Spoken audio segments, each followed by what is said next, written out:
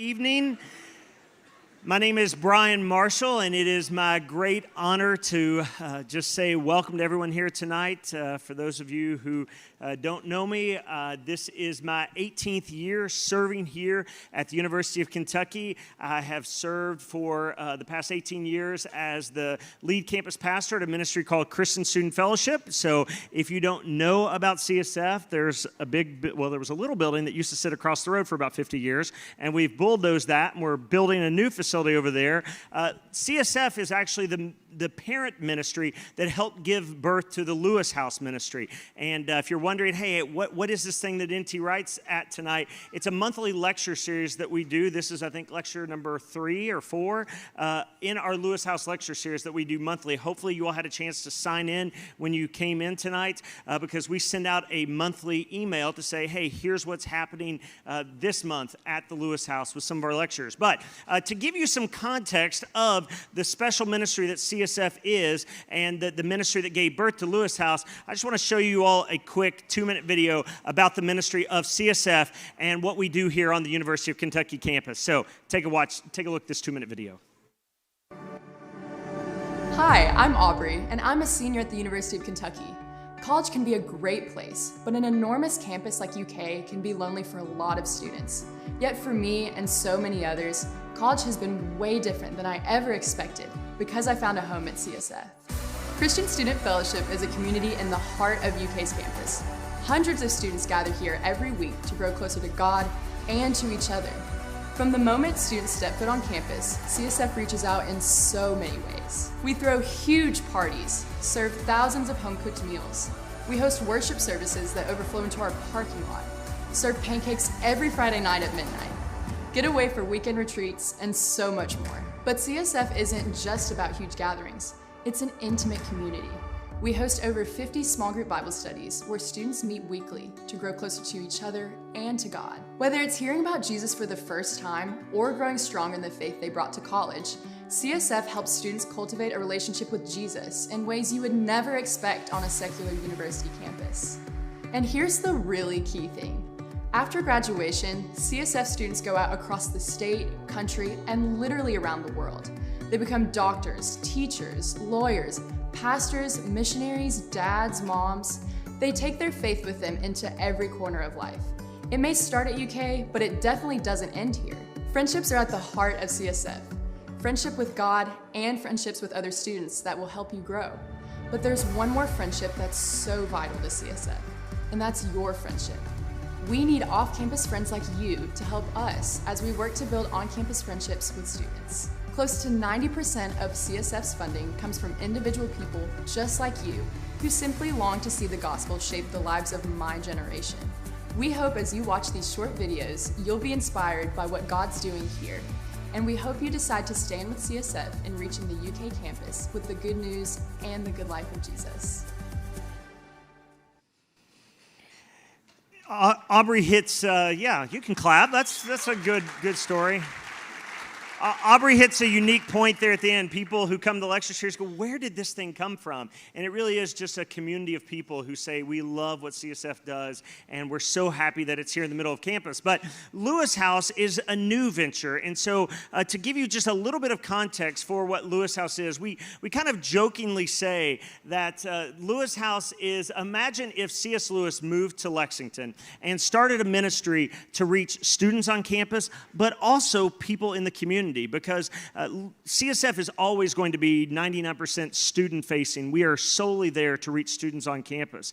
Lewis House is a little bit different. Yes, we want to reach students on campus, but we also want to serve people in the community. Hence, so many of you who are here. At our last event, we hosted a documentary by a Holocaust survivor last month, a guy named Pierre Savage, and his documentary, Weapons of the Spirit, detailing how Christians put their lives at risk during the Holocaust to save people's lives and save thousands. This little tiny French village he circles in on that saved thousands of lives. And when we showed the documentary and people were here, I showed a picture to my 9-year-old when I got home, and she's like, how did it go, Dad? And I showed her the photo, and she said, what's the deal with all the old people in the picture?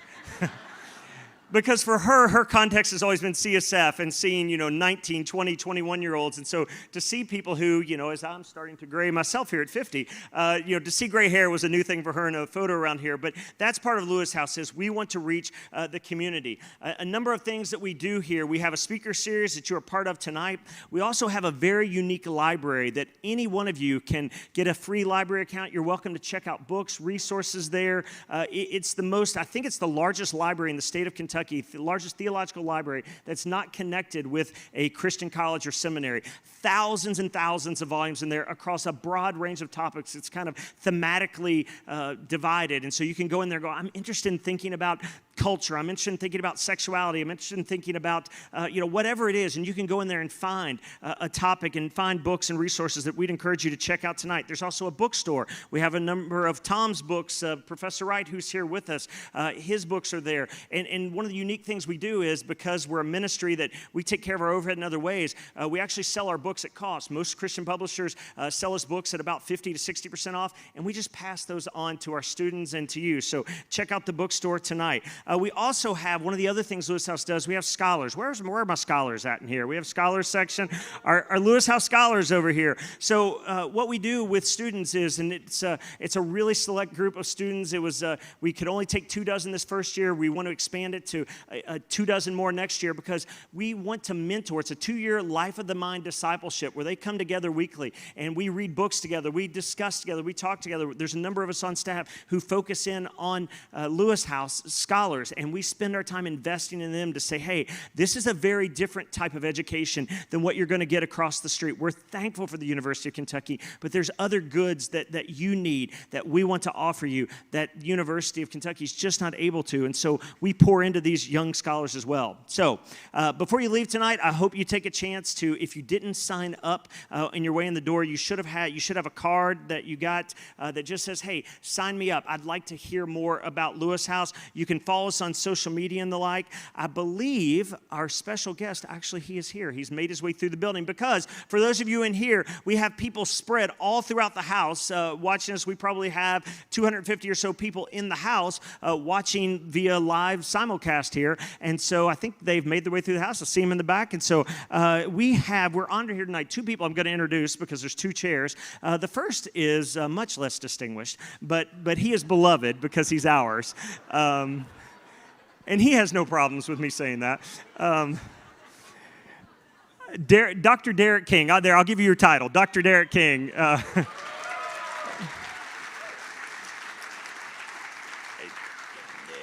Derek was a student here at part of CSF. He was a part of an earlier iteration of what is now Lewis House, something we did a number of years ago called the Christian Study Center. And Derek came through that, was discipled in how to think as a Christian, went on to seminary, and then went on to do his PhD in theology, and actually got to study under and with Professor Wright when he was at the University of St. Andrews doing his doctorate. Derek has since moved back from Scotland. He and his wife Bethany have moved back to Lexington. Their son's name, very appropriately, Lewis King. But Derek serves here as our scholar in residence. And even though he's young, Derek's already doing phenomenal work. Publishers already agreed to publish his dissertation work. He was recently awarded a $20,000 grant by the Templeton Foundation to do work on a new project on theology of attention, of the things that we give attention to in our lives. And what does that mean to us as Christians? How does attention shape us? And as someone who's on his phone way too much and finds my attention span shrinking every year I get older, a theology of attention is a very, very interesting project that Derek's working on. And so Derek's going to be up here tonight just having a conversation with Professor Wright. And so, he does not need any introduction. In fact, when I said, what do I say about you? It's like I could talk for 20 minutes of all the accolades. He said, just tell them to Google me. They can find all they need to know on Google, but he's taught around the globe.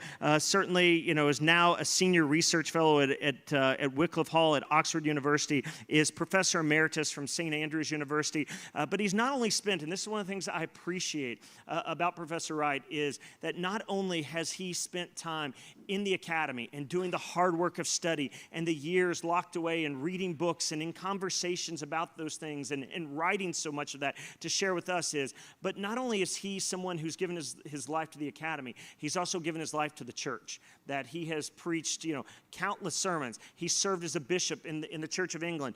He is someone who really models what it is to be a pastor and a theologian and combining those two into one person. And so we are deeply honored to have him here tonight. And if you'd put your hands together and welcome to the stage, Derek King and Dr. N.T. Wright.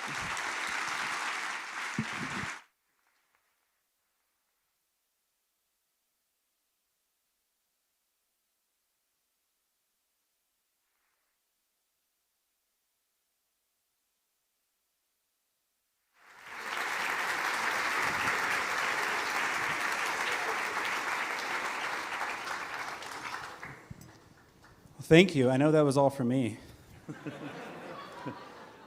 Yeah, I'm excited and honored to be up here. Whenever we were announcing that we had Tom, that he was going to be a part of our lecture series, we had several people ask, is he going to be in person? So much that we had to add it to our website. So I hope you all are impressed with our hologram here. Yeah. So Tom and I are going to have a conversation about one of his relatively new books, called Broken Signposts, How Christianity Makes Sense of the World. And I found it to be a really excellent guide for thinking about that question of how Christianity makes sense of the world. So we thought this would be a great opportunity to kind of ask Tom a little bit about his book. So let's start out. Sure. Broken Signposts. Tell us a little bit about this project and what you mean by broken signposts. What are these signposts that are broken? Okay, thank you, and thank you for your welcome and for organizing all this. I confess I was talking to my wife about what I was going to be doing this particular day, and I'd figured there might be sort of 40 or 50 people here, so this is a pleasant surprise to see. When I was working on a project 4 or 5 years ago for some big lectures in Scotland that I was doing, I was aware that I wanted to make an argument about how people think we might know about God, and about the signposts in our world which many people have thought point to God. And one of the things that many people have said is that all humans know in their bones that there is such a thing as justice, for instance, and that actually that's a sign leading us to God, that there might be a God of justice, and we all know that we want that, or something. And then in a previous book called Simply Christian, I actually argued that there were 4 such things: justice, spirituality, relationships, and beauty. I mean, take relationships. We all know, unless we are quite severely sick, that relationships are what make the world go round, that we are who we are in relationship with one another. And yet, we all know that we're really bad at them from time to time, and we mess them up, and it's not clear to the ordinary person thinking about that why that should be. So these are signposts. I added 3 more: justice, spirituality, relationships, and beauty. And I added for this book freedom, truth, and power. And the argument that I'm making goes like this. We all know these are really important. They're things that people cross-culturally and across time have all thought were really, really important. But they seem to let us down. As I say, relationships, we know they matter, but we mess them up. Justice, we know that justice is enormously important, but it remains very elusive. A lot of stuff in the news at the moment about justice and how it works and who says and how does it go. And the same is true right across the board for all those things. Freedom, we all know that freedom is a great good thing, but is it freedom from constraint, or is it freedom for a particular task, or what is it? It gets more complicated the more you think about it. And so actually it looks as though the signposts are all actually broken. When you think about how these things work, are they actually pointing up to a God, as though these are 7 things all going up and there's God at the top of the ladder? And I remember one day when I was pondering this and wondering how this argument was working, I realized that, and this is at the heart of the book, that the story of Jesus of Nazareth, told in the 4 Gospels in the Christian Bible, is a story about justice denied, a story about spirituality gone wrong, and so on and so on, a story about truth being trampled underfoot, particularly the story about Jesus going to his crucifixion, his death, has all those elements. And I realized that instead of these signposts all pointing up to God, what's going on in the Christian story about Jesus is an extraordinary story about a God who comes down to the place where all our signposts are broken and comes to share that. So the direction of travel, instead of being, yeah, these will all take us up to God, is actually, when you look at the story, you see that, yes, these signposts all really do matter. They are true questions which we ought to be asking, but they work the other way around. So that's how the logic of the book works. Yeah, speaking of God coming down, I was surprised to see the thread that's running through all the signposts is the Gospel of John. And so I wondered why. The subtitle is How Christianity Makes Sense of the World, and it's very clear that you're talking about our world, the world that we're living in now. So the Gospel of John, of course, written 2,000 so years ago, so why talk about John, I guess? Yeah, in a sense, this was a thought experiment for me. I had run the argument in a different form in the book of the lectures I mentioned, which is called History and Eschatology. It's a fairly heavy title, but it's hopefully not quite such a heavy book.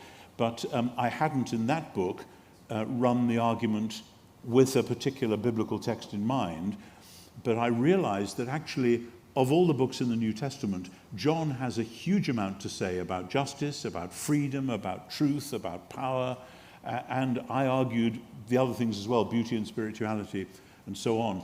And I thought, well, this would be a really interesting thought experiment to take each of these, whatever you call them, signposts, features, things that we all know are important, and say, well, let's just read this particular book. Why John? Well, of all the books in the Christian New Testament, John has to be one of the most universally popular. And that's partly because it's unlimited. People say John is like a pool in which a baby can paddle safely, but an elephant can swim deeply. And in other words, yes, anyone can read it and get something out of it, but actually it goes on and on and on and gets deeper and deeper. And so many, like myself, have loved John since childhood without necessarily claiming to understand it. And that seemed to me a good conversation partner for talking about signposts which are themselves puzzling, but which might actually, when we interpret them aright, get us somewhere towards the truth. Well, yeah, let's start talking about some of the signposts and just go kind of one by one. We'll see how far we get. But justice, that's a spicy way to start, because that can be kind of a hot topic these days. And I'm sure one way or the other, many people have almost a visceral reaction when they hear, for example, the claim social justice, or we hear talk of social justice. So how do we talk about justice as a biblical idea? And maybe more importantly is, what does it mean to do justice well? Well, that's, of course, the great question, and I'm not claiming in this book to have solved all the meanings of all those. I mean, you know, philosophers have written massive books on each of these topics, so I'm only just, in a sense, dabbling and pointing at little bits of them. But one of the reasons I started with justice was that the previous book, Simply Christian, from way back 10, 15 years ago now, was designed to be an attempt to do for the 21st century what C.S. Lewis did in Mere Christianity. Here we are in the Lewis House context, a homage to the great man C.S. Lewis. And C.S. Lewis started Mere Christianity with the puzzle of justice. He said, you don't have to teach a child that justice matters. You know, children in the playground, somebody steals their toy, they say, that's not fair. How do they know it's not fair? They haven't taken a course on moral philosophy. They just know in their bones that this was wrong. And so on throughout life. I mean, most of us, certainly in the Western world, would look at what's going on in Ukraine at the moment and say, that is radically unjust. This is one country beating up on another which didn't ask for it, etc. I mean, it's more complicated than that, but that's the basic reaction that most of us have had. So that whether it's the micro level of the playground toy theft or the macro level of global conflict, we all know when something is out of joint. Or we all know what it might mean to say that something is out of joint, so that then the question is, with all sorts of questions of justice, if people have that deep-rooted, gut-level sense, something's wrong here, it should be put right, who says that it is actually wrong? Who says whose fault it was? So we've developed systems of justice, massive systems of justice. I think you in America have taken this to an art form and beyond. But do we actually have justice at the end of it? Does everyone say, yes, we live in a country where justice gets done? Because so often when you meet people who have had a court case that's been rumbling on about this and that, they come away shaking their heads and saying, I thought we all believed in justice and it hasn't happened. And that's really the starting point of the argument, that we all know it matters, and if we don't get it or don't get what we think we should, we feel cheated.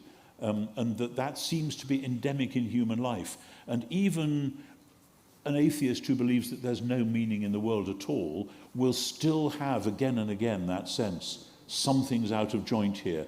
And so in the Bible, including John's Gospel, there is a very strong sense that the reason we have that sense of something needing to be put right is that there is in fact a creator God who made this world and wants this world to run well and wisely and truly, and has promised to put things right.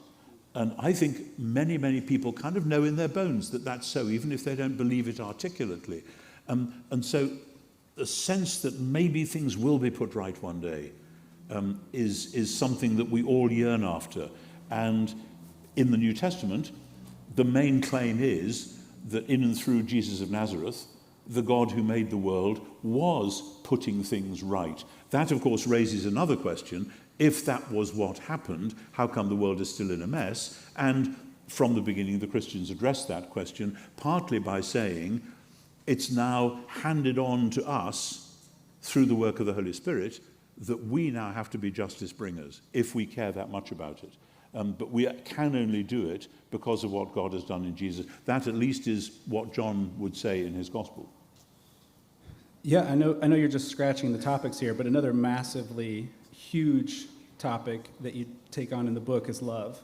And I thought it was interesting that you focus especially on the incarnation and the Trinity as two central doctrines for the Christian faith. And many Christians, of course, know these are central doctrines, but yet they somehow seem remote, I think, to many of us, and they just seem like doctrines. So how are these more than merely doctrines, and how do they relate to love? Yeah, I mean, the thing about doctrines, I have no idea how many of you are practicing Christians or not, whatever, but a doctrine is something usually formulated several hundred years ago, which encapsulates something that Christians profoundly believe. And I've often said, doctrines are portable stories. I just flew from England on Friday, and I brought various stuff with me for meetings, etc., as well as changes of clothes. Now, I didn't just carry all that stuff under my arms. I packed them into a suitcase so that I could then carry it, give it to the airline, etc. When you get to the other end, you unpack it and hang the stuff up in a wardrobe, put the books on a shelf, whatever. Doctrines are like that. Doctrines are portable stories. And when you have a story like, a doctrine like the Trinity, that's the phrase the Trinity is like the suitcase. And you have to remind yourself that inside that is quite a long story about a God who made the world, a God who still loves the world that he's made even though it's in a mess, and a God who strangely has revealed who he is in action by coming in person to put it right. And the early Christians told that story in a number of ways. By the 4th century or so, the only way that they could talk about it was by putting it in a suitcase called a doctrine. But you have to remind yourself that the doctrine isn't the real thing. The real thing is when you open the suitcase and get the story out and then start living it again. So the Trinity is a story about love, because it's about a God of love who made the world, a God of love who, in order to sort the world out, to deal with the mess, has come in person to do that. And that's so with all doctrines. Whether you say the atonement, that's shorthand for the Messiah died for our sins according to the Scriptures, etc., etc. But it's hard to have a conversation which has that long sentence in the midst of every sentence that you're using. So we parcel them up again. I hope that's clear. That is clear. At least it is to me. We're going to move on to the next one, spirituality. I know these are tantalizing for all of you, but that just means you have to go buy the book. Yeah. So I'm trying to do some promo for you here. So spirituality, this is one that I was probably most interested to talk about. So let me give you a really terrible recap of your spirituality chapter, because a bunch of people out there think it's a good idea to say something like, I want to be spiritual but not religious. And your answer, it seems to me, is look at the temple. What did you mean by that? Yeah, it's a great question, because in Western Christianity, particularly Western Protestant Christianity, the idea of a temple seems to be, why would we be interested in that? You know, for maybe the first 30 years of my life, churches were places that you went to because you went there because as a Christian, that was how you did it. But they often were rather boring, cold, drafty places, and you'd much rather meet with your Christian friends in any other forum rather than one of those boring old churches. I've revised that opinion later, whether that's old age or what, you can judge. But the temple in the Old Testament, and then as it's referred to in different ways in the New Testament, the point about a temple in the ancient world is that it's a space where heaven and earth meet. Now, the idea of heaven and earth meeting and somehow melding together is so almost unbelievable to modern Western people, because ever since the 18th century, we've all been conned, basically, by a new version of the ancient philosophy called Epicureanism, according to which stuff that happens down here, and if there is a world in which there are gods, they are totally detached from us. They're not bothered about us, we can't influence them, which is why in Epicureanism, what happens here just happens under its own steam. Hence evolutionism, as opposed to biological evolution, which is a serious scientific hypothesis. Evolutionism is the belief that things must have just developed because there is no outside influence. So we've all kind of grown up with that as an assumption, that if there is a heaven, it's a long, long, long way away. And so if somebody points out that when an ancient Israelite went to the temple in Jerusalem, it wasn't as though they were in heaven. It wasn't that there was a hotline from there to a distant heaven. The temple was where heaven and earth intersected, joined up. That's a very dangerous idea, by the way. The thought that you might be standing on holy ground, which might be kind of explosive. It's why in the Old Testament they have a kind of a health and safety code. It's a book called Leviticus, which is if you're going to have God and humans getting together, my word, that's tricky, and you're just going to have to know how to handle it, or bad things will happen. So the way that in John's Gospel the temple comes up is that John uses language about Jesus which is borrowed from biblical language about the temple. In other words, John is saying, and the rest of the New Testament says it as well in different forms, that actually, if you want to know where heaven and earth meet, it's this person, Jesus.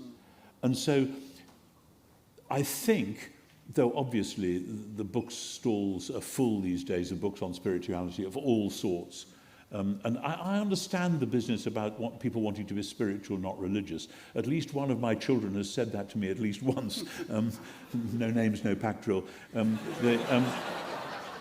Because for many people, religion is almost by definition boring and tedious and doesn't really scratch where we're itching. Whereas to say spirituality is a way of saying there have to be other dimensions other than simply what you can put into a weighing machine or a bank balance or whatever.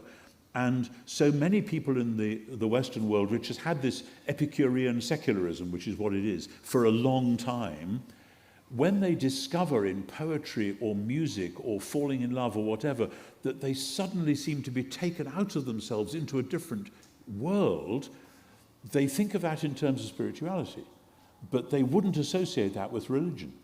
And I would say, shame on us in the church if people think that what you do in church isn't about spirituality, isn't about heaven and earth coming together, because it jolly well ought to be.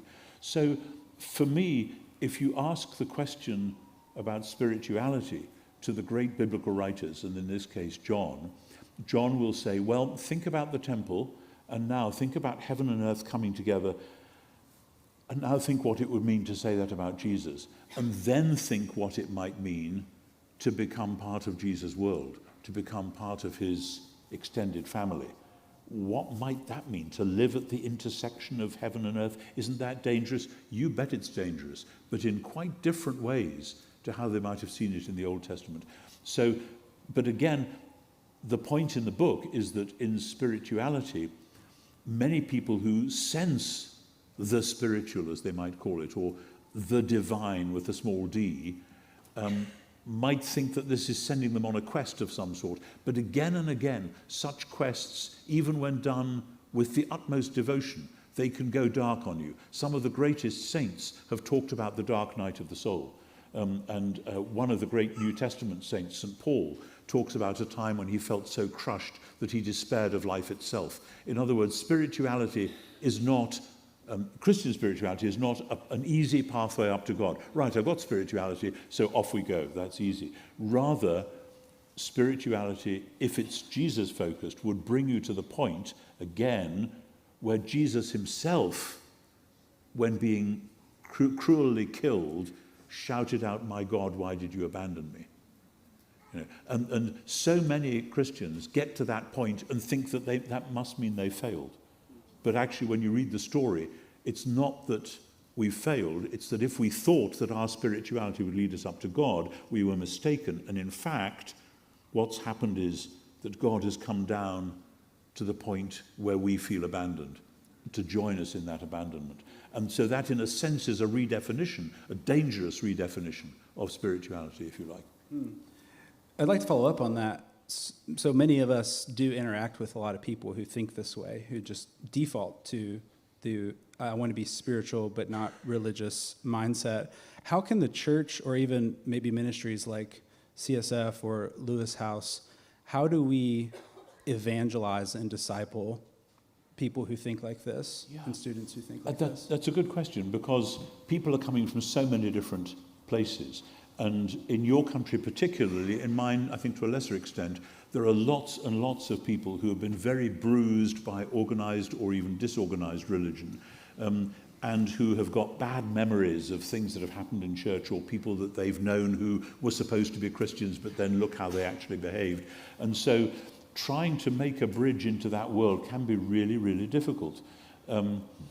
And, you know, this is so for being a clergy person myself. Preachers' kids find it difficult because, in a sense, it's too close up, and they know too much. One or two of you may know, I have a cartoon in a downstairs bathroom which is of a bishop driving away from church, and his wife's in the car beside him, and the bishop is saying to his wife, "Have you considered how much more effective my sermon would have been if you hadn't shouted, 'Ha!'"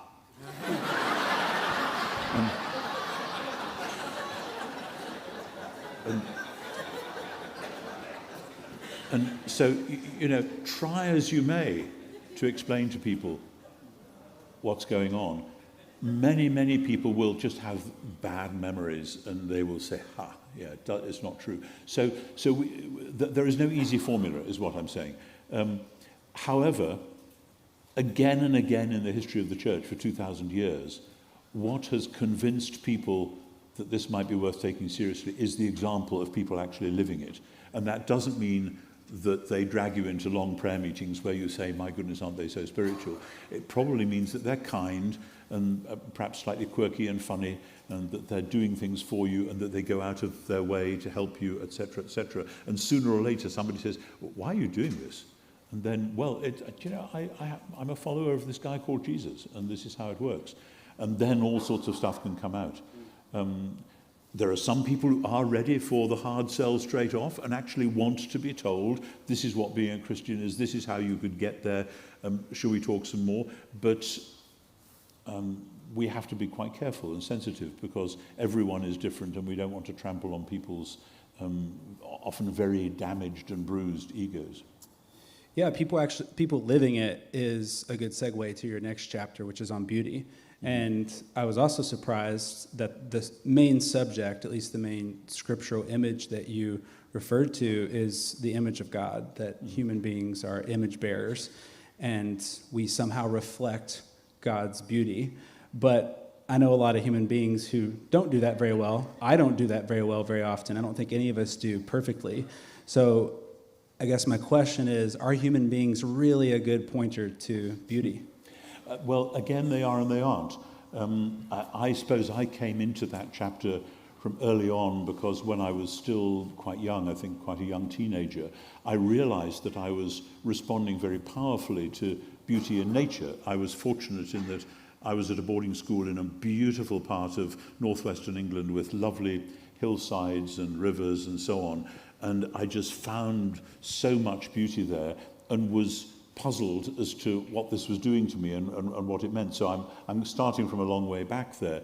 But then when I was writing this book, yes, the idea of God being beautiful and of us as reflecting God and hence being called to share in that beauty, that is an extraordinary thing.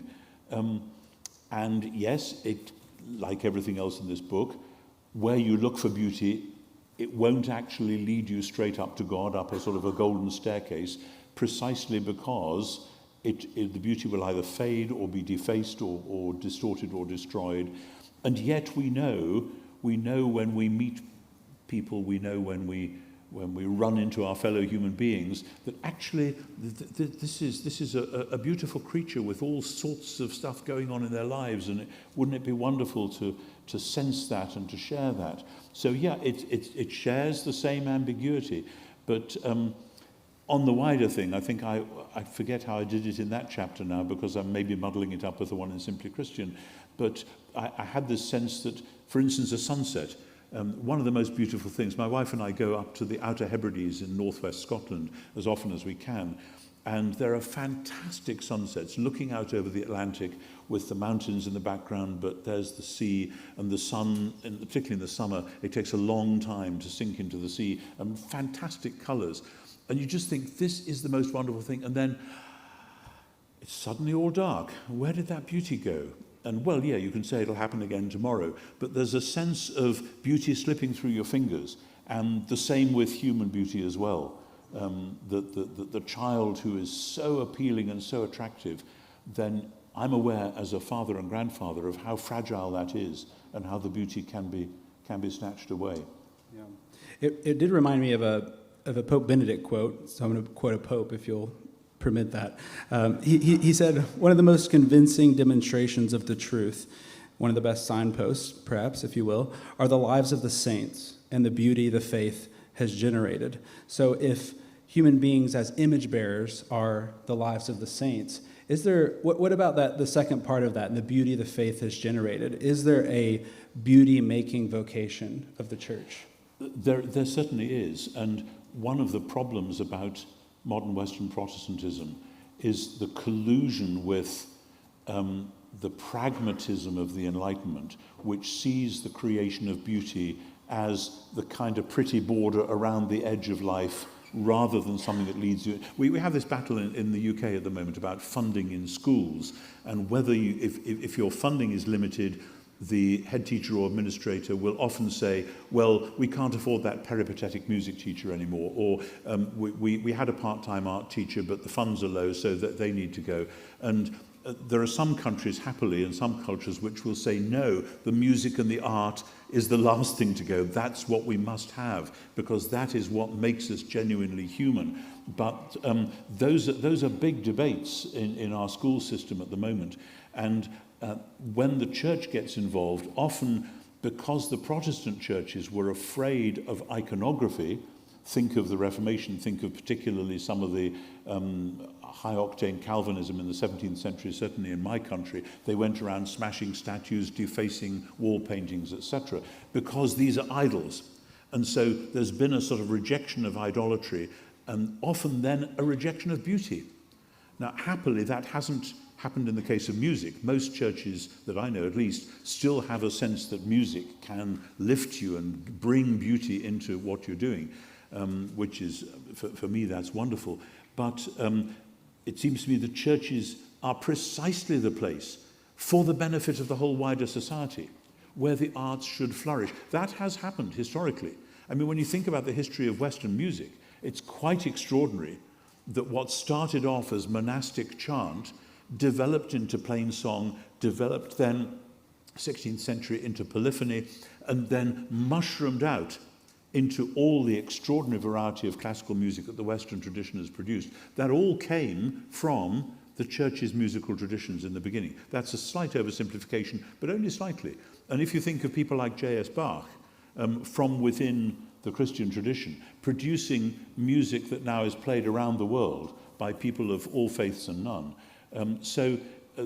But it's part of the church's testimony to the rest of the world that actually this thing called beauty, which you can't subsume under some other heading, if you like, really matters and is life-enhancing. Now, the same thing applies. The music stops, the sunset fades, the smile on the face of the child turns into sorrow.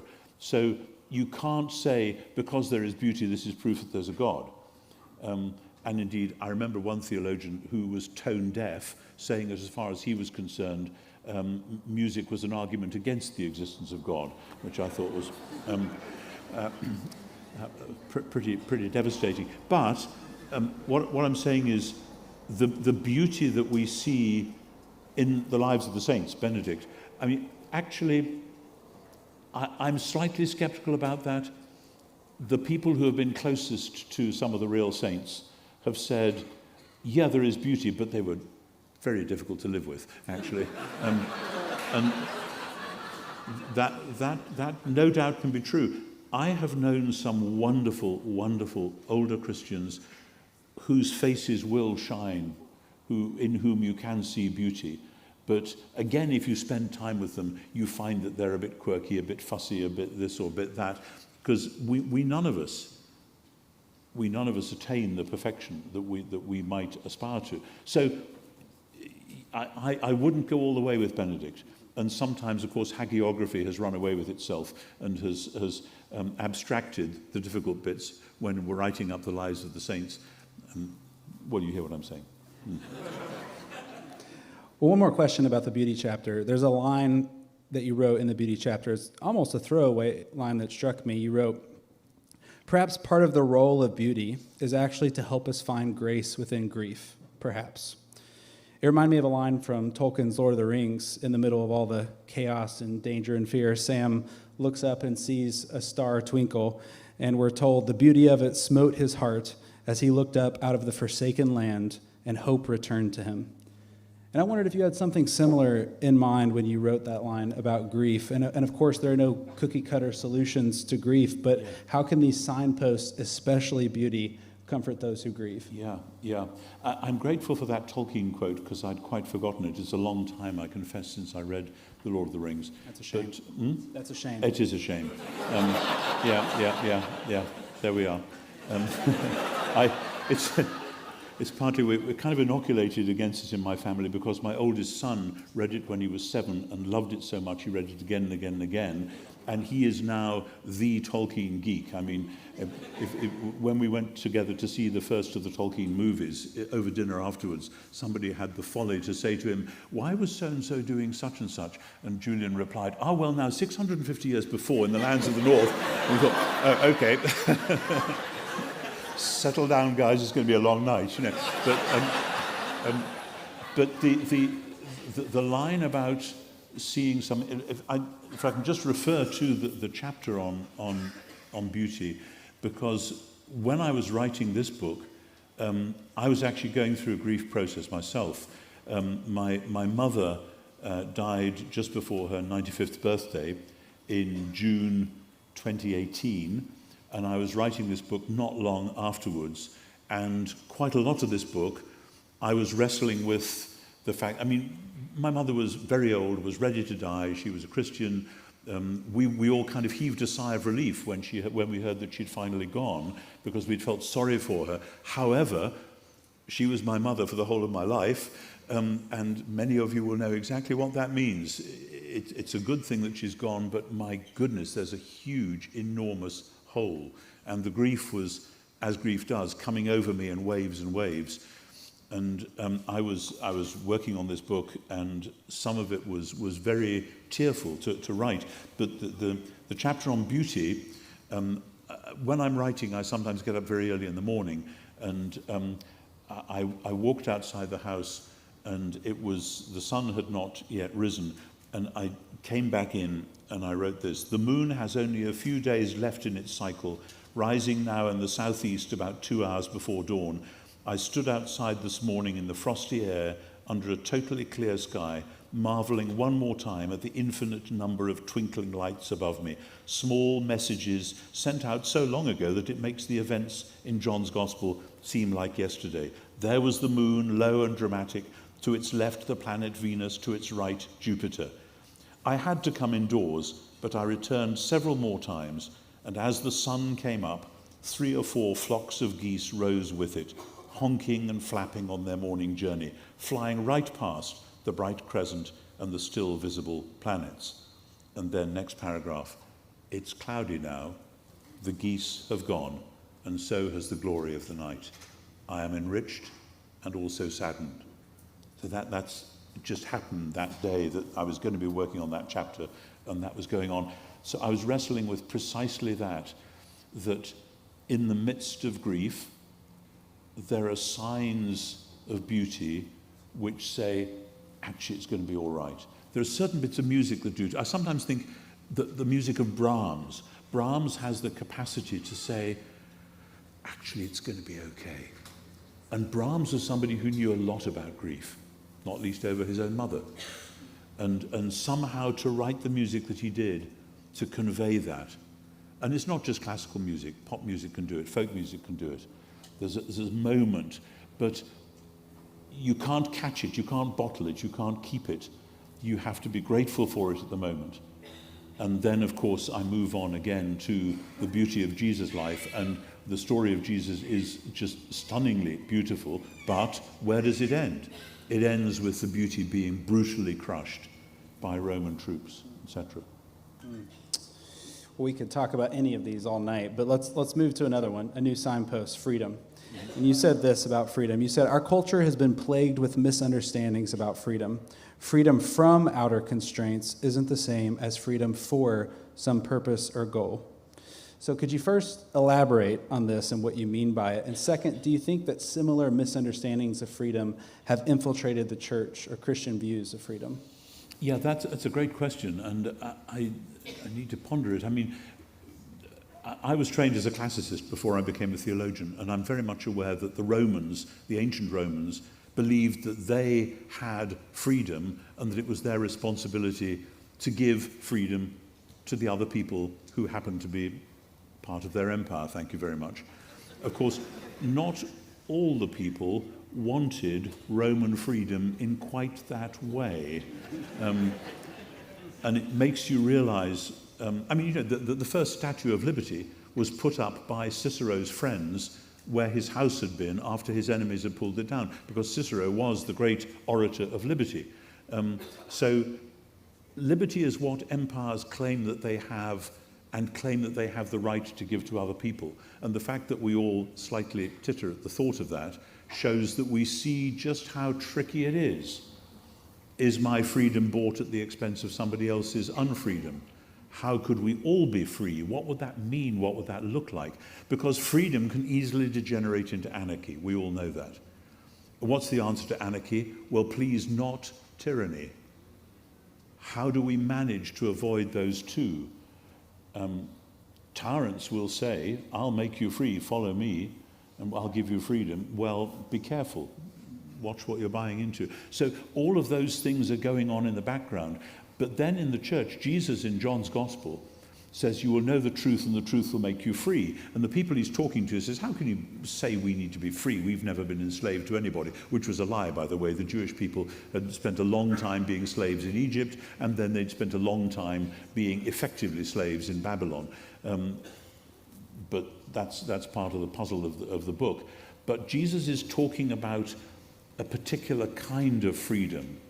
And poets have described about how freedom is feeling easy in your harness. I'm never quite happy about that. But freedom to be yourself, but how do you know what yourself is? We live in a world at the moment where many people say, I'm going to show you who I am and I'm just going to be free and express myself, and then doesn't always work out happily, shall we say. so that in the church, sometimes when church leaders have seen, not least young people, but it can be at any age, expressing themselves in certain ways, church leaders have said, no, you can't do that, we're not allowed to do that.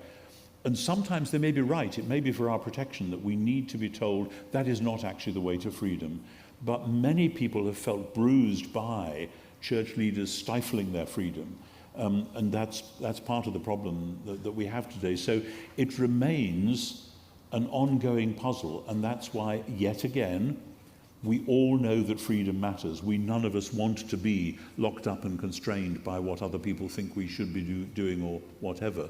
But we all know in our bones that we need to live in some sorts of relationship where our freedom is willingly curtailed, where we are happy to be within this society where there are certain limits, there are certain restrictions, whatever. How you manage that, speaking as somebody who was a professional church leader, is extremely difficult. And it seems to me what it demands, above all, this could have been another thing in the book, I suppose, is humility. And humility is not easy to come by for any of us. Because when I think that I've got the answer to something, having to back off and say, let's see how this works out. Yeah, well, I mean, you're talking about this balance a little bit, and it strikes me that we see this a lot in the church or in inter-Christian discussion about freedom, and then especially in a lot of Protestant circles, you find a deep skepticism about something like Christian obligations, so, that kind of raises worries of works righteousness if you focus on good works, for one example. So how do we strike this balance well as Christians who know that we're free? And of course, a lot of people point to St. Paul as the example of how dangerous this works righteousness can be, but yet we're expected to behave a certain way and to do this and that. I mean, that touches, of course, on the question of the interpretation of what Paul means by works and so on, which is a vexed issue, and some of you here will at once hear the overtones of the various debates that have gone on in Pauline scholarship over the last 30 years or so. But out beyond that, part of the point of the offer of freedom is the strong sense that humans, though they know they want to be free, are not in fact free. And that's when the Bible and other traditions have talked about either sin or idolatry or something, things that we all buy into that cramp our freedom, which we think are going to bring us freedom, but in fact enslave us. And obviously, addictions of all sorts are the classic example. Very few people say, I want to be an addict of this or that or the other sort. They slide into it by accident. They find it's got them before they can get out of it. I had a message from a young man who I don't know very well, but he wrote to me not long ago. He'd been a gambling addict for 15 to 20 years. He's now in his 40s and finally has kicked the habit. And he just slid into it and through long therapy managed to get out. And there are many forms of addiction, as you know, addiction to substances, addiction to sex, addiction to gambling, whatever it may be.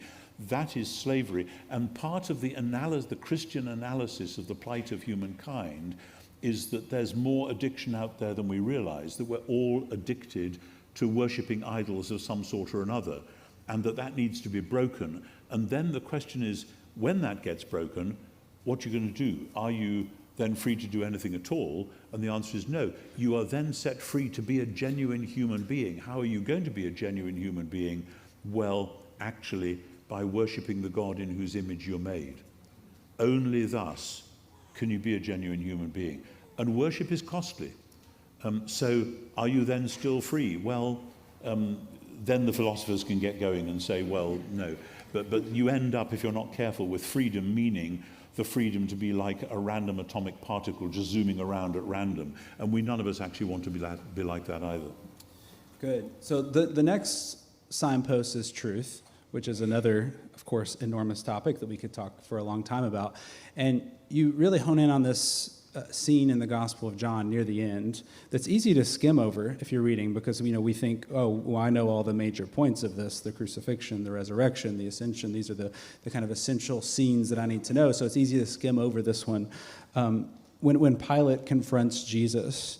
And I'm wondering, first of all, can you just summarize this moment for us, and then say why you think it's important for our cultural landscape today? It's an extraordinary scene, actually. I mean, if you were going to take one scene out of John's Gospel to dive in and to spend some time thinking about, the second half of John chapter 18 and the first half of John chapter 19 is this extraordinary dialogue between this young Jewish man who's been already beaten and so on and is going to face more, and this hardened, cynical Roman official. And they're arguing about freedom and justice and truth and power and neat stuff like that, with the one knowing that the other has the power to kill him or have him killed. And in the middle of it, Pilate has no idea what's really going on, because the Jewish leaders, the chief priests, have handed Jesus over. So what have you done? What's this all about? And the Jewish leaders have said, this man thinks he's the king of the Jews. Well, Pilate sees this young, bedraggled man whose followers have all run away. And he says, kind of cynically, are you the king of the Jews? And Jesus says, did others tell you about me, or was this your own idea? And Pilate snorts and says, look, I'm not a Jew. Your own people have handed over you. What have you done? And they go on like this, to and fro, kind of teasing at it. And so Pilate says, so are you actually a king? And it's a typical Johannine moment. John's Gospel is full of these moments where Jesus is asked a question and he answers a different one. It's like a sort of comedy spoof of a game show or something where people answer the wrong question all the time. But constantly in the Gospel, it's because Jesus is answering the question underneath the one that's actually been asked. So Pilate says, are you a king? And Jesus says, look, I came into the world to tell the truth. And Pilate says, truth? What's that? Because, as you probably know, truth is what powerful people make it. Let the reader understand. And what does Jesus mean? Jesus means that he has come into the world to be the sort of king who is articulating the way the world actually is and could be and will be, to tell the truth about the wonderful creation and about the fact that the God who made it is now doing new creation. That's the truth. And actually, elsewhere in John's Gospel, Jesus tells his disciples that they are to be people of truth. They are to be people, in other words, who speak truth into God's world so that God's world may become what God intended it to be. In other words, truth is not simply a bare A equals B reflection of the way things are. Truth is about the God who made the world saying, this is how I intend it and this is how it's going to be. So Jesus has come into the world, and so he's redefining kingship, he's redefining power and authority, which we'll get to, I guess, around the idea that people need actually to be told the truth about the way things are and the way things will be. And Pilate, of course, the cynical, it's a classic postmodern move, but 2,000 years before its due time, said, what is truth? Truth is what I make it. I have a sword here, I could kill you. If that's the truth I want to make, that's what I'll do. But then, as it goes on, they get onto authority and power. So that's the scenario. And as I say, it's worth pondering, because these are the great questions which still haunt every society. What is truth? And if Jesus is saying something cryptic about having come to tell the truth, it might just be worth paying attention. Yeah, you talked quite a bit about power and authority there. And when I first looked at the table of contents of this book, that was the one that kind of leapt up off the page that was surprising to me. Beauty, freedom, truth, that all makes sense. But power struck me as odd initially because it can be kind of an uncomfortable word, especially when we're talking about God. And for many people, God's power is an indication that he isn't good or loving. But by opening up John's Gospel, you tell a bit of a different story. Yeah, well, yes, I mean, many of us grew up in a world where, as you say, the word power felt, by definition, restrictive. Power means somebody else forcing me to do what I don't want to do, and we don't like that. But, as I say, anarchy is, if anything, worse than tyranny. Ask the people in Iraq whether they were happier after Saddam Hussein was toppled than before. Tyranny is terrible, but actually anarchy, if anything, is even worse. And so we all probably know in our bones that we need some order, some structure. The question is, how is that to be done? How is it to be, dare I say, policed? And the question of what is policing and how should that work is the question of power, but then philosophers have argued about hard power, soft power, etc. What does it look like? What are the constraints, etc.? And if this world is made by a good and wise God who wants human beings to exercise a delegated responsibility for that world, then if your image of God is of a big bully in the sky, the chances are your systems of justice will be little bullies on the earth. If your image of God is the Father of Jesus Christ, then your systems of power and responsibility and authority might be rather different. I think part of the trouble in the Western world is that our systems have not grown out of the Christian vision of God, but often a deist vision of God from the 18th century, which had this rather high, lofty God looking down and occasionally stepping in to do some sort of judgment. And it seems to me our society on both sides of the Atlantic is ripe for a reconsideration. But the point again about the power here is that, yes, in the New Testament, all power belongs to God, is delegated to Jesus. And look what happens, he gets crucified. So there's a huge paradox there, that the abuse of power is one of the key things about the crucifixion of Jesus. So when we are aware, as we mostly are aware, of the abuse of power in our world, then it's clear that power by itself can't lead us up to God. People who try to do that become monsters. But when we realize the importance of power, but that Jesus himself suffered the abuse of power, then we can say, well, yeah, the questions raised by power are important questions, but they're not answered by us climbing up a ladder to God. They're answered by God coming down and taking the full force of that on himself. Yeah. Well, one more question for Tom, and then we're going to open it up to the audience. And I think we're going to have some folks running around with mics. So get your questions ready. And even those of you in the other rooms, I think we're going to try to take a question or two from the house as well. But last question, can you tie a bow on all of this for us? Because all this is super interesting, but I think if we're being honest, we can see the mist coming off the sea, and it seems like these signposts are getting more obscure, not clear. So maybe can you give us a signpost for the signposts? How do we look for these signposts well? Yeah, another great question. I think it's a matter of keeping your eyes and ears open in the real world, in your real relationships, in your real reactions to beauty, to injustice, to whatever it is, and at the same time keeping your heart open to the message which is coming, whether it's from John's Gospel, any of the other things you might be reading, or if at the moment you're not in the mood for reading Christian literature, then try some of the great poets. But in other words, you want to be in dialogue in yourself between the things that really matter in the world and the possibilities of insight. And obviously I would say that go for a book like John, or Mark's Gospel if you want, or one of Paul's letters, but John is a good place to start. And allow that dialogue to take place. And when you do, then the things in the real world which might look as if they're pointing up to some sort of a God, they may well be asking the right questions. But don't imagine that just by following them, they'll take you all the way to God, because the God who is revealed in the New Testament is the God who comes down to the place where they all went wrong. And that's, in technical language, that's the problem with what we call natural theology. Having mentioned my mother, can I just tell the story?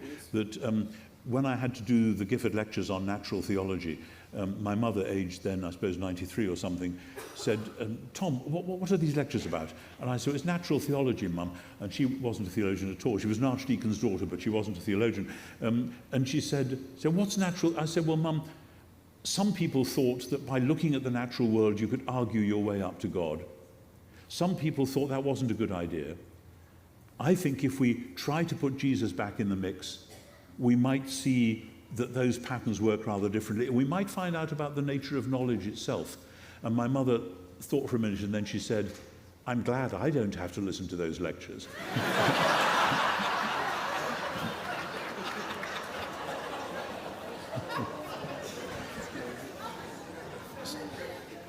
But that's what it's about. It's about putting Jesus back into the question of how, as you look around the world, can you make sense of it? And this doesn't mean saying that justice, beauty, relationships, etc. are rubbish, they're irrelevant. They're not. They are genuine signposts. But it's more tricky than just saying, follow them and you'll get to the right destination. Because as you find that you seem to be led up a blind alley, guess who you'll meet at the end of that blind alley? And the answer is the crucified Jesus. So that's what the book's about. It's a good answer. Well, we're going to open it up to the crowd now, and I've been instructed by the real people in charge, who are those back in the booth back there, that we're going to do one room at a time, and we're going to start here in the hut. So, I've got a question right there, which will be easy for our mic runners. Hello, Professor Wright. It's good. It's a real honor to see you. I'm just curious, with all the talk of the signposts and things, have you thought about how laughter and tears and maybe complex things like awe work into relationships and beauty as they kind of thread through it? Laughter and tears and awe. Oh, okay. Awe spelled A-W-E. Or yeah, right. You know, it's the old Jesus of Nazareth film, wasn't it? That John Wayne was playing the centurion at the foot of the cross, and he said, "Truly, this is the Son of God." And they said, "Say it with more awe, John." And he said, "Oh, truly, Jesus, this man was the Son of God." But so, yeah, I mean, I could easily have gone further. For various Johannine reasons, I was quite happy with the idea of 7 signs, because in John's Gospel there are 7 signs. So having expanded from my 4 original ones to 7, I thought let's stick at that. But actually, laughter and tears are extraordinary. There's a novel by the British novelist David Lodge called Thinks... And the real subject of the novel is, what can human beings do that computers can't do? As one of the characters in the novel is trying to demonstrate that actually computers can reproduce everything. And the climax of the book is when somebody who's just had a major tragedy does 2 things which computers can't do. First, she weeps, and then she forgives. And there's, I think, very profound. Lodge is at least a sort of Roman Catholic. I think he's a lapsed Catholic, but still, there's very profound insight. There's something that computers are not about to do, or not. I mean, no doubt you could train one to, but it wouldn't mean the same thing. So, yeah, there's probably lots of things like that. Laughter, tears, and forgiveness is just enormously important as in the middle of all of that. But I would correlate that with both love and beauty and relationships. Yeah, thank you. Great question. I think we're going down to the basement next. Go room by room. Do we have a basement question? Yeah, we have a question right here. Hello. Thank you, Dr. Wright, very much. I suppose this is a brief, could you go into a tiny bit more detail sort of question. I'm curious about what you said way back at the beginning about something along the lines of modern Epicureanism. I'm a classic student and therefore curious about that in particular. And I'm wondering where you might point the start of this modern Epicurean trend, if you have to point a starting point to it. So I guess that's the specific thing. But otherwise, I just want to hear a little more on that, if you would. Okay, thank you. The short answer is that I've no point in me addressing the screen because he's not there anymore. The short answer is that I expound this in the first chapter of my book, History and Eschatology, in some detail.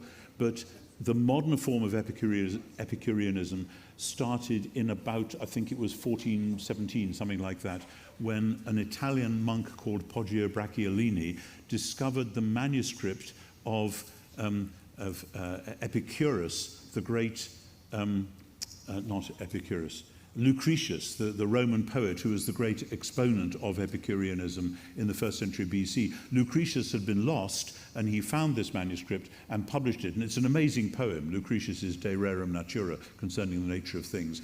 And the reason why this Italian monk found this so attractive was the medieval system of basically an angry God out to get you, warning about hell and so on, was really scary, and people didn't like it for the same reason as ancient pagans didn't like it, which was why both the Epicureans and the Stoics had pulled away from it.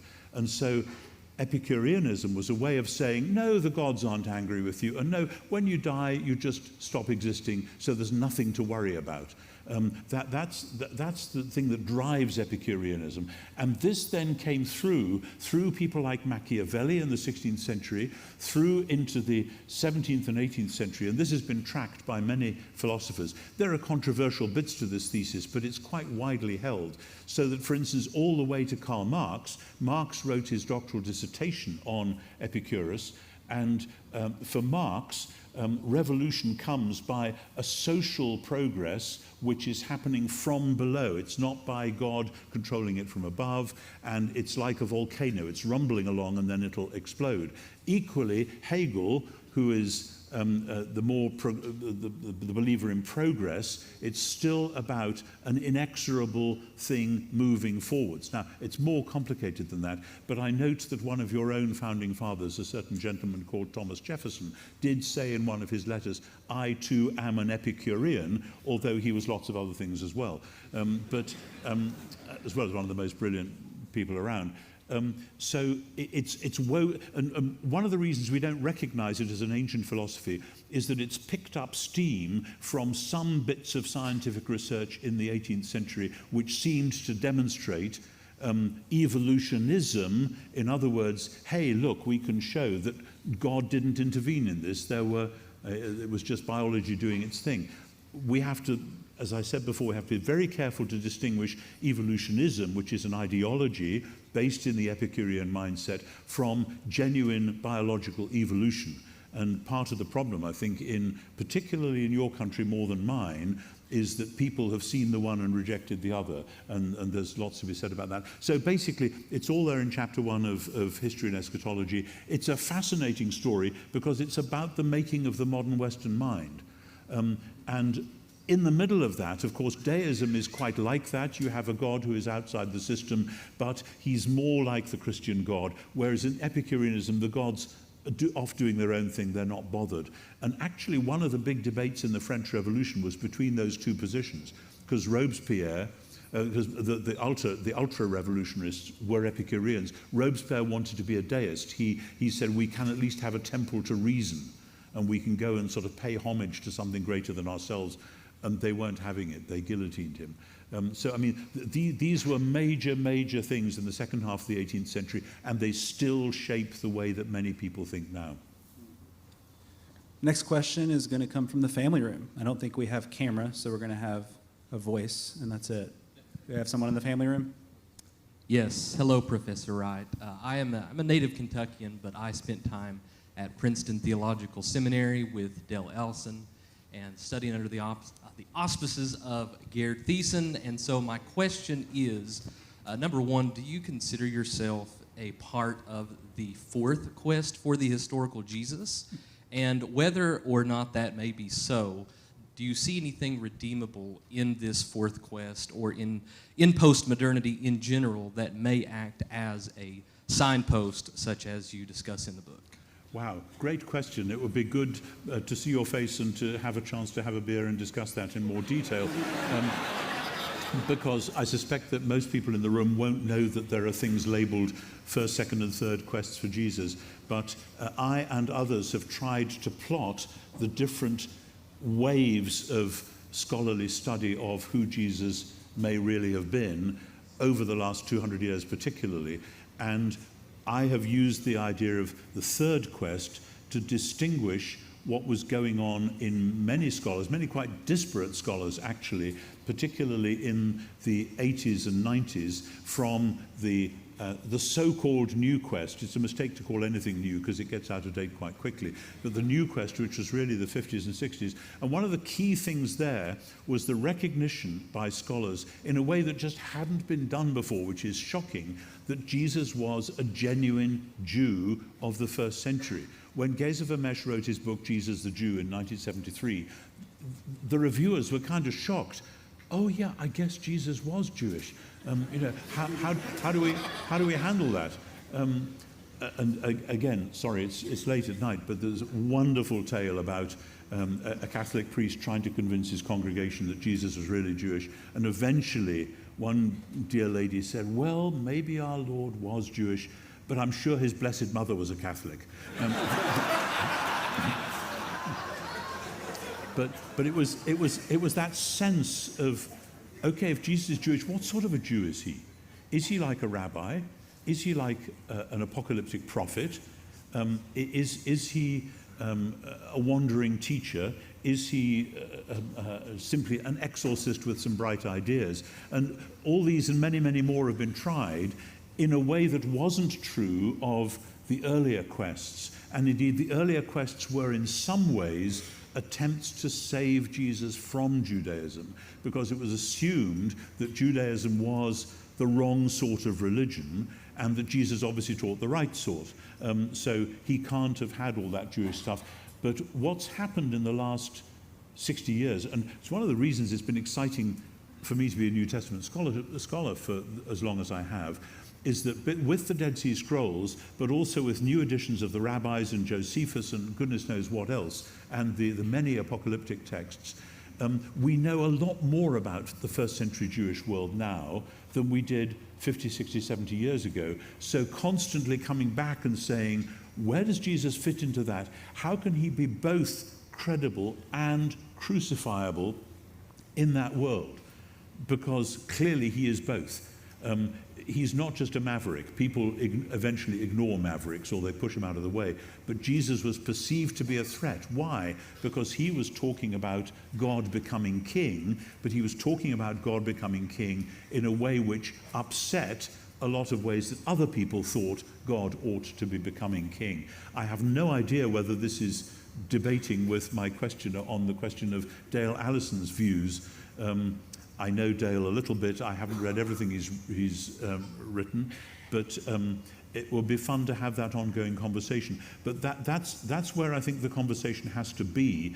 And I find the closer we get to putting Jesus into that first century Jewish context, the more sense he makes, and the more sense all four Gospels make.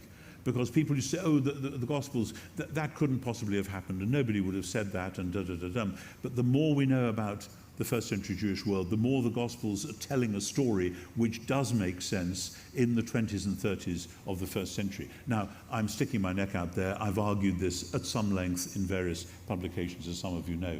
But that's at least a preliminary answer to a very good question. Good.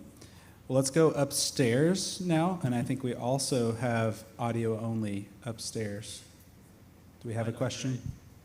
Can you hear me? Good evening. So my question is, as a Protestant looking at church history, it seems to me that my view of beauty is lesser than maybe those who came before me. How do we as the church recapture being purveyors and creators of things that are beautiful? Because I know in my personal experience and others' conversion experience, faith and reason play a huge role in conversion, but beauty does as well. Yeah, great question. One of the exciting things that I tripped over by accident, really, in some work I was doing 20 years ago, was in writing about the biblical theology of new creation, and particularly resurrection. I realized that if we believe in what the New Testament is promising, that the present creation will be redeemed from its present corruption and decay. This is Romans 8 and 1 Corinthians 15 and passages like that. If we really believed that, and if we believe that that project has been launched in Jesus and through the Spirit, then we should expect signs of new creation to be around and appearing in the present time. And so I wrote a chapter in one of my books, Surprised by Hope, which includes a section on how art and music and dance and drama and the arts in general can have this role of opening people's imagination to the possibilities of God's new creation. And I didn't know what reaction I would get from that, but I have had artists come up to me in tears and say, I've been an artist going to this church for 20 years, and nobody in my church had the slightest idea why what I was doing might actually matter. And finally, here is a map on which I can see the work that I do playing a significant role in opening people's imaginations to the possibility of new creation. So I would say, once the church glimpses that, then take the risk, commission artists, commission musicians, invite musicians in your congregation to come and play whatever they play at some point in a worship service. Invite the artists in your congregation to do special works for Lent or Easter or whatever it is. Be creative about creativity. You have no idea what, some of it may fall flat on its face. Some of it you may not like. Some of it people may be turned off. That's the risk you take.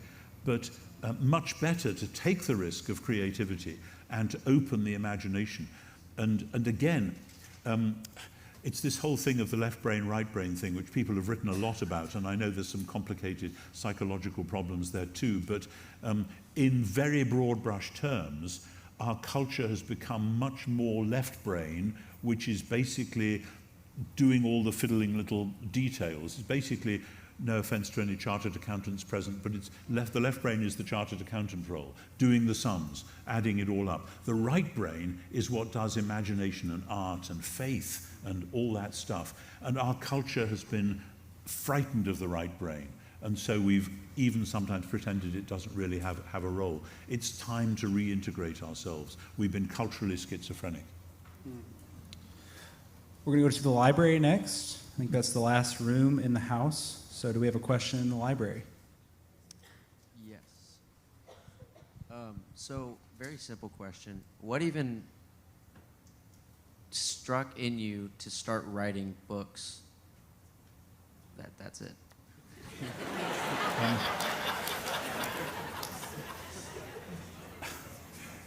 Basically, you write a book when you think something needs to be said and you look around and nobody else seems to be saying it, and you think, oh my goodness, if I'm glimpsing this, maybe something ought to be done about it. And then maybe you get the taste for it, and it becomes. I like writing. I like words. Since I was comparatively young, I've liked writing. Yeah. It's. But it's, I'm one of the lucky ones. I was privileged with a good education. I was given the opportunity to study some fascinating stuff, and at a certain point, you realize that you're glimpsing things which seem to make sense of areas of life or the Bible or whatever that other things you've read don't seem to be making sense of, and that's always a risk. You might be completely wrong, probably are in some respects, but you take the risk. So, yeah. And it was scary to begin with, because when I was a young scholar, there were several grey-bearded professors, speaking as a grey-bearded professor now myself, there were several such around Oxford when I was studying, who would metaphorically look over your shoulder and say, oh, you're not doing that stuff, are you? I thought we gave that up a long time ago. And it's actually quite difficult if you're in your 20s and there's guys in their 60s and 70s basically telling you that, oh, that's old hat, or shouldn't do that, or why would you bother with this? And it took me a while to get those guys out of the picture and say, do you know what? This is what I think I'm seeing, and I'm going to say it. Once I started doing it, it was quite fun. We're glad you did. Okay, we're going to take 2 more questions, both from the hut. So our mic person, Bree, gave someone a mic. All right. Yeah, she gave me the mic. Dr. Wright, thank you for being here. It's just a pleasure to have you here tonight. I want to go back to something you were talking about in terms of unleashing the artists. And I think in general, I just want to ask, how do we put these concepts into practice when it comes to sharing the gospel and making disciples? In a thousand different ways. You know, William Booth, the head of the Salvation Army in the late 19th century, said, if I could win one more soul for the Lord by playing the tambourine with my toes, I would do it. And it seems to me in all ways. I have a good friend who some of you may know or know his work. He's a Japanese-American artist, Mako Fujimura, is based in Princeton, but sometimes teaches in Fuller Seminary as well. And Mako has done these amazing illuminated biblical texts. Now, I've no idea if somebody would become a Christian through looking at one of those, but a lot of people who are already Christians would look at them and be drawn into the meaning of the gospel in a whole new way by seeing these very delicate, beautiful Japanese designs around the gospel story. And I think, again, it's because a great deal about wooing somebody into faith is about imagination, is about supposing and what if and had you considered the possibility of ... That's why I say in one of my books that curiously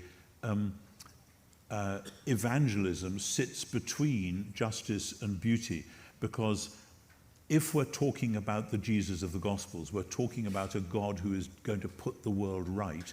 And the putting of the world right is not a blind, cold justice. It is a celebration of the beauty and the vivaciousness of God's creation, and the fact that the new creation is going to be like that, only much more so. So if the church that is preaching the gospel is seen not to be caring about justice or not to be caring about beauty, don't be surprised if the gospel seems rather sort of narrow and etiolated in the middle. And of course, this is partly to do with the thing which I'm actually lecturing about this week in Asbury Seminary, which is that, and sorry if this shocks you, but for most of the Western church history, people have imagined that the real point of Christianity is for human beings to find their way up to God. Now, as you'll have detected from what I've said about Broken Signposts, actually the story of the Bible is about how God wants to come and dwell with us. And until we get that sorted out, all these other things will still be quite tricky. Final question. Does someone have a mic? Okay, John. No pressure or anything. Thank you, Dr. Wright. It feels only fitting, since we're in a very free country in the United States of America, that I have to ask you about your Broken Signpost, freedom. As you were mentioning humility as a crucial aspect to freedom, I felt that discipline had to be mentioned. So my question to you is discipline the pathway to this fundamental right of freedom that we have in this country? It seems in this generation that while we do stand on the steps of our forefathers, we might not recognize that not only is it obedience at the cross, but also discipline to suffer with him that leads us to that freedom. That's great. Thank you very much. And yes, I mean, the other day I watched a concert pianist playing an amazing piece of music, and I know enough about what it takes to make somebody a concert pianist to know that when you see the person on the stage doing this extraordinary thing, and sometimes with their eyes shut and their hands flying to and fro and the music coming out, that only comes because of hundreds and hundreds and hundreds of hours of disciplined practice. But once that discipline is in place, that person is free to make this amazing music. And you can't have that freedom without the disciplined framework. So much of the problem in our society, he says, wildly generalizing at 8:30, that's about 3 a.m. in my body clock time right now. So I'm allowed wild generalizations at midnight. That so many of our problems come from people who see the freedom, don't want the discipline. And I remember once, as a counterexample, going to some odd musical event where some guy actually claimed to make a virtue of the fact that he was just kind of making something up as he went along. He said he didn't want to be constrained by all the formalities, etc. And actually it was rubbish. Because, you know, and same with poetry. When you read a great poem, it sometimes feels as though it's just flowed out of the poet, that the poet has just written it, dreamed it. Now, some poets have done that. Coleridge smoked a certain substance, went to sleep.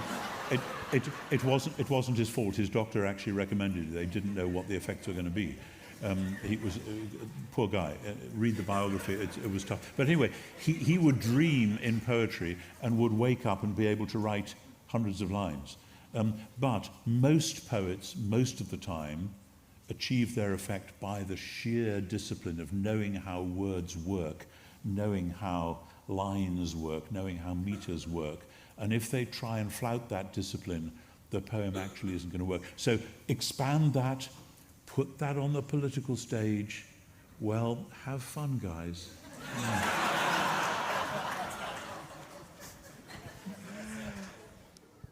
Well, I know that your internal clock, you're probably pining for bed right now and ready to get some rest. But I just want to say we are so grateful for you to come, grateful for your work. I know everyone in this room is. So let's thank our guests. Thank you. Thank you. Thank you.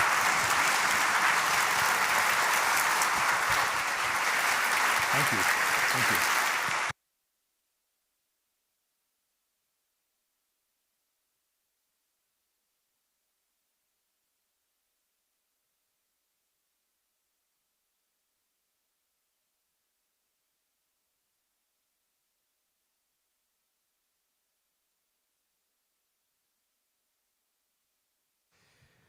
Well, just a couple of closing notes here. One, I want to point you to, again, just thank you so much to Professor Wright for being here. Thank you to you all for being here. But I want to make sure that you see on your Lewis House lecture series, our next lecture is from Dr. Ben Witherington, talking about demythologizing Christmas, because a good December talk. In January, kicking off next semester, we have Dr. Jonathan Pennington from Southern Seminary in Louisville, who I think Dr. Pennington is somewhere here tonight, going over his book, Jesus the Great Philosopher. Carl Truman in February, Sex, Identity, and How We Got Here. Fascinating work there. And then also, you can read the rest, but one very unique thing we're doing in February down at the Opera House. I don't know if any of you are all familiar with the work of Max McLean. Anybody know Max's work? They do stuff on Broadway. He's got Fellowship of the Performing Arts, New York-based actor, and has a production company there. They are bringing the narrative life of C.S. Lewis to the stage at the Opera House here in Lexington. The Thursday night show is largely already sold out, but the Friday night show, tickets will be going on sale for that one. They have not gone on sale yet. So if you signed up, we will be sending you a link to say, hey, if you'd like to come to this production at the Opera House, it's the last Friday night in February. We would love to have you. I would just invite you all to stick around here afterwards. Feel free to visit the house, the library, even the library itself. You know, I looked at History and Eschatology, the book he's talking about. We have that in the library. Fujimura, the artist, Makoto Fujimura. We have his books in the library. I mean, just a lot of great resources over there. I encourage you to check that out. We do have a few of Professor Wright's books left in the bookstore if you want to check those out and buy those. And then, again, social media, if you could follow us on, if you want to follow us on Instagram to hear more about what we do, or on Facebook, we post a lot of information on there. We are simply Lewis House Lex, Lewis House Lex, Lewis House Lex. You can follow us there. We have food tonight, some food, some drinks, because we believe hospitality and just being able to share some food, to talk, to dialogue together is important. So we always have food here at every event. So you are welcome to stay around as long as you like, to talk, to engage, discuss. Thank you again for coming, and we'll hope to see you soon.